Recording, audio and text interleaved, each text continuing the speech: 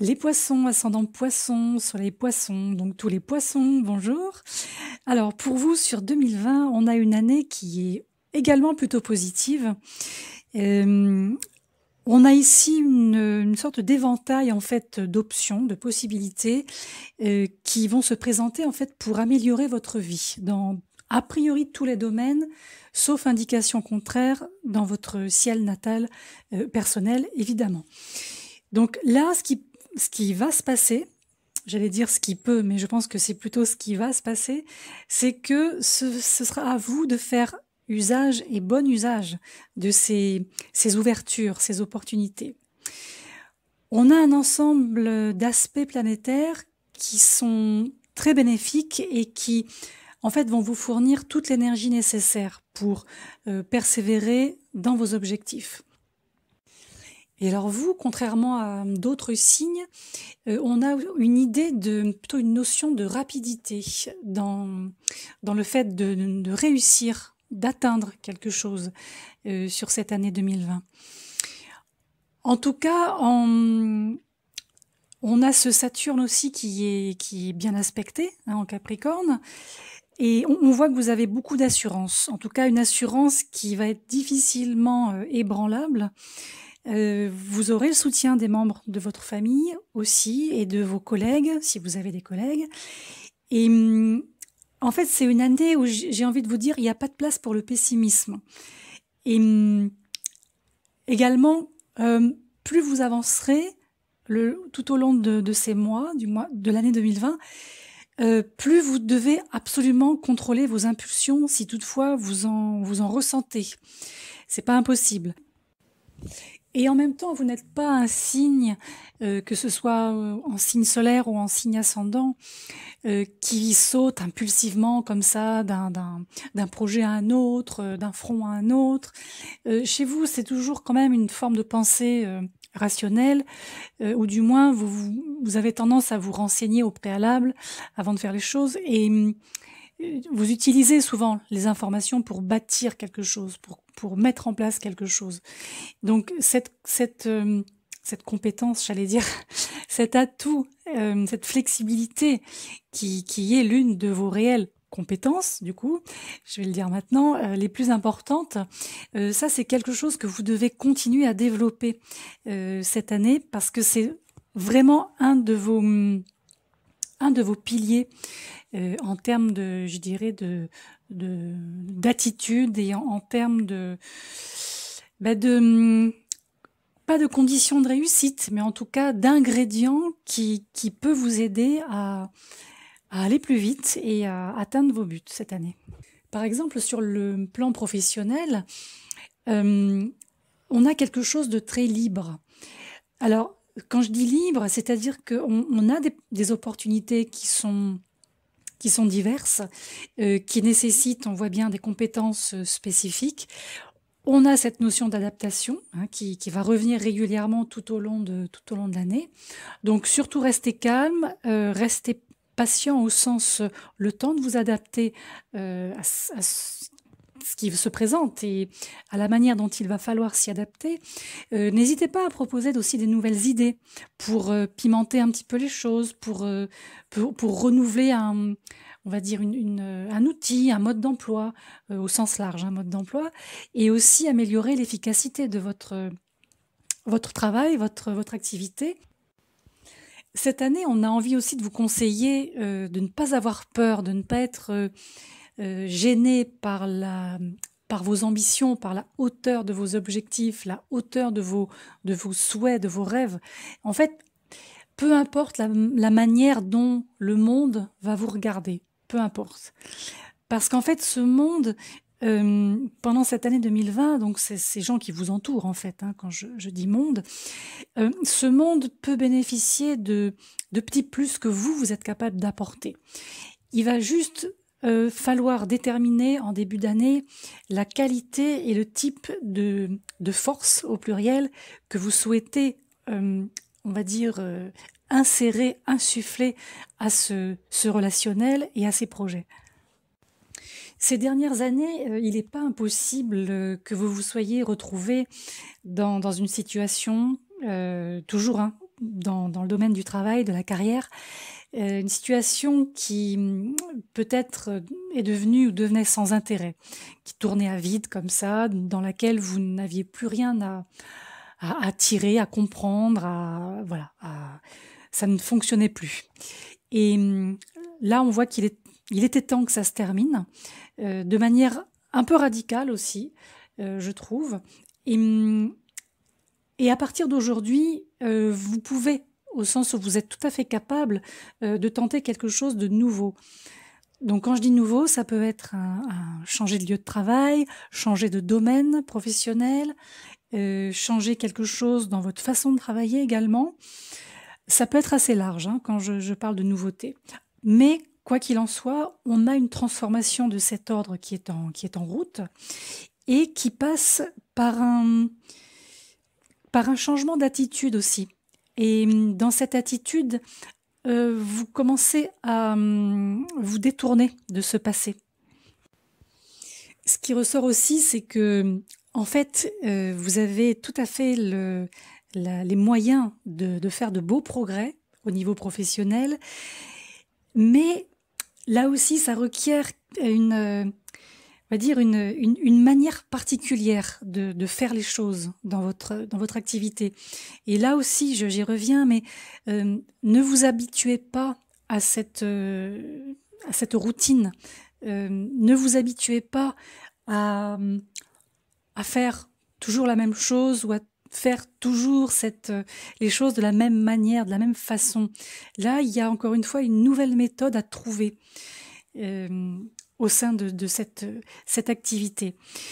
Ce qui ressort aussi, c'est que les gens dans votre entourage professionnel ont besoin de savoir que vous êtes une personne performante et une personne de confiance, ce que, a priori, vous êtes, Poisson. Donc, il ne faut pas hésiter non plus à accepter les conseils qui viennent ou qui viendront de l'extérieur. Mais il faut prendre les conseils uniquement de la part des personnes qui souhaitent vous aider, pas ceux que vous ne sentez pas ou que vous sentez vouloir prendre votre place ou vouloir entourlouper quelqu'un ou quelque chose. Parce que cette année, tout ce qui sera négatif en termes d'incursion, faites en sorte de les laisser de côté. Parce que là, on voit que les intentions négatives, ça ne ferait que vous plomber et du coup vous ralentir au niveau de votre job. Sur le plan financier maintenant, alors si vous êtes quelqu'un on va dire de prudent, en tout cas d'économe et qui possède déjà une gestion du budget relativement équilibrée, bon, il semble pas qu'il y ait de soucis.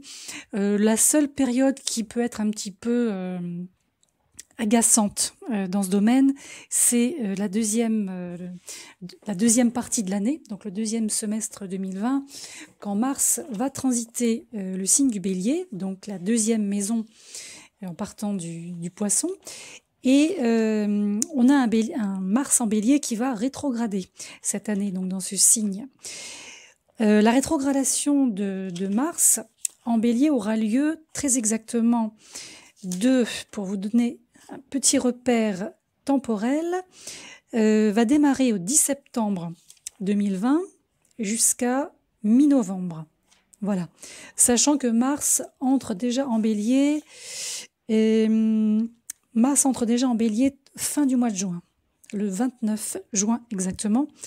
Donc on a une deuxième semestre qui peut présenter des dépenses un petit peu, on va dire inattendues, ou des dépenses agaçantes, des choses à revoir, on va dire peut-être des petites erreurs du passé qui se représentent à vous et qu'il va falloir éclairer et puis surtout régler, de manière à pouvoir ensuite revoir vos habitudes de consommation peut-être, et en tout cas garder un œil sur vos dépenses. Donc ici aussi, quoi qu'il en soit, préparez-vous à l'avance pour que cela ne vous prenne pas au dépourvu si toutefois certaines situations, comme je viens de décrire, arrivaient. Mais globalement, vous allez faire face parce qu'en fait, vous trouvez toujours un moyen de surmonter ce type de, voilà, de petites lourdeurs financières, des petites choses qui pour vous, en fait, ne vous pourrissent pas la vie, contrairement à d'autres signes. Et donc, vous surmontez, vous trouvez le moyen aussi d'alléger cette pression, vous trouvez une solution et vous en sortez sans casse, hein, y a pas de souci. Les relations amoureuses, les relations affectives, cette année, ça ne ressort pas comme le domaine le plus important. C'est a priori pas voilà, le domaine qui vous intéresse le plus. Sauf bien sûr indication contraire, hein, encore une fois, dans votre carte du ciel natal. Du point de vue des célibataires, c'est vrai qu'on a... alors, comment on pourrait expliquer ça clairement, en 2-3 phrases? Les poissons célibataires, il y a un petit peu une sorte de peur d'un engagement ou d'un nouvel engagement. On voit que si vous êtes célibataire, si vous n'êtes pas engagé, donc on voit que vous avez plus l'envie de faire quelque chose pour vous-même, par exemple pour changer, pour évoluer, plutôt que pour quelqu'un d'autre ou pour les autres. Vous n'êtes pas spécialement en recherche. En tout cas, ça c'est la couleur énergétique globale, hein, attention. Hein. Ça ne veut pas dire que vous allez rester tout seul par choix ou par obligation, mais il y a cette espèce de petit doute, déjà de ne pas retomber dans un traquenard peut-être duquel vous êtes à peine sorti par rapport à une relation passée. Et aujourd'hui, il y a aussi cette envie, oui, de trouver un partenaire sérieux, précieux, avec lequel partager votre vie, et pas simplement quelqu'un qui va venir quelque part combler on va dire un vide, une insuffisance, le fait d'être seul. Là, on voit que vous reprenez les choses à la base et que maintenant c'est du sérieux ou c'est rien, quoi. Ou c'est du sérieux, ou bien j'attendrai encore un petit peu jusqu'à ce que je tombe sur la bonne personne et je serai sûre de cette personne. Je vous vois pas, par exemple, cumuler des relations comme ça, les unes après les autres sur cette année. Ça me paraît un petit peu hors sujet.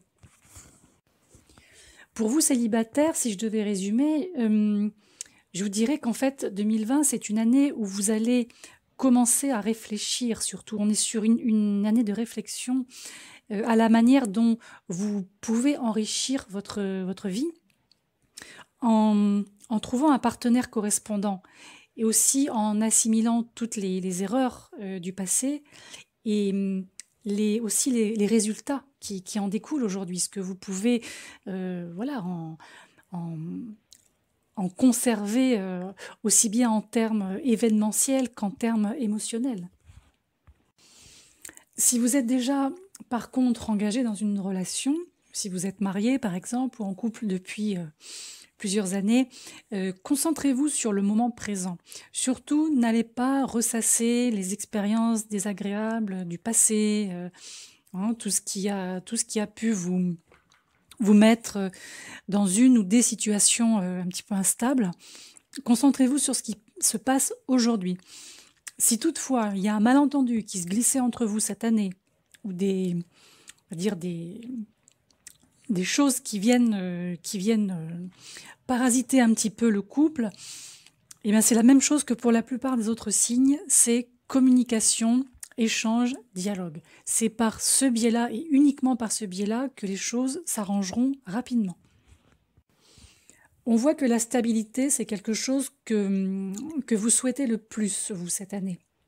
Soit conserver une stabilité qui existe déjà, soit retrouver une stabilité qui était un petit peu branlante. Donc là, on a aussi le noyau familial qui va prendre de l'importance par le transit du nœud nord en Gémeaux, donc la 4e maison du Poisson, qui touche donc tout ce qui se rattache au foyer, donc à la maison évidemment, aux racines, aux traditions, à l'hérédité, etc. Donc dans les faits, ça peut se traduire par une grossesse, par exemple, par un changement de domicile, un changement de région, quelque chose de plus grand, de plus en rapport avec ce dont vous avez envie aujourd'hui, en termes de conditions de vie, de qualité de vie aussi. Et tout ce qui s'inscrira cette année dans une optique de long terme aura des chances de se développer relativement facilement. Et n'hésitez pas aussi durant l'année à prendre quelques vacances quand vous pouvez, passer peut-être plus de temps avec votre famille, avec vos amis, histoire vraiment de consolider les liens. Pour vous, on voit aussi peut-être un nouvel environnement amical, des nouvelles têtes, des nouveaux tempéraments qui peuvent venir aussi frapper à votre porte et s'installer pour un bon moment également. Oui. En conclusion, je dirais que cette année, pour vous, c'est une année, une période où il ne faut pas regarder derrière, il ne faut plus regarder derrière, il faut regarder devant. Vous avez la chance d'avoir Neptune dans votre signe. Et cette année, ce Neptune va être très bien aspecté à Jupiter, par sextile en Capricorne.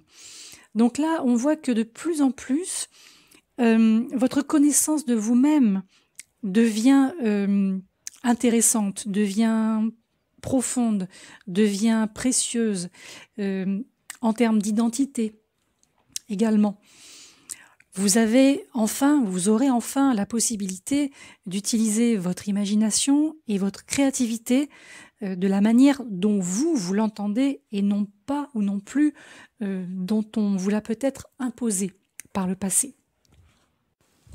On a aussi ici l'idée de conscience intérieure, de motivation personnelle, au pluriel, motivation personnelle. Et ce passé qui est le reflet de votre vie actuelle, de ce que vous y avez aussi appris, ça peut vous aider à apporter les vrais changements, les changements qui peuvent se faire de manière sensée. On ne change pas pour changer. Là, il faut que vous changiez, que vous amélioriez certaines choses en connaissance de cause aussi, par rapport à ce que vous avez vécu, évidemment. Et avec Neptune, c'est vrai j'ai presque envie d'employer une expression un petit peu pompeuse et galvaudée qui est vous êtes, Poisson, le créateur de votre vie cette année. Mais c'est un peu ça, c'est même complètement ça, au sens où ce Neptune, il vous permet d'apporter à ces changements ce que vous espérez en fait, au fond. Et ce qui peut-être pour l'instant n'était qu'à l'état d'abstraction va pouvoir se concrétiser. Donc surtout, n'hésitez pas à mettre un maximum d'énergie, parce que vous êtes quand même un signe qui fonctionne à l'énergie, tout ce qui est énergétique. Et pour pouvoir enfin peut-être obtenir ce que vous souhaitez, ou en tout cas faire en sorte que les choses prennent une direction, une tournure que vous attendez, ou en tout cas que vous savez bonne pour vous.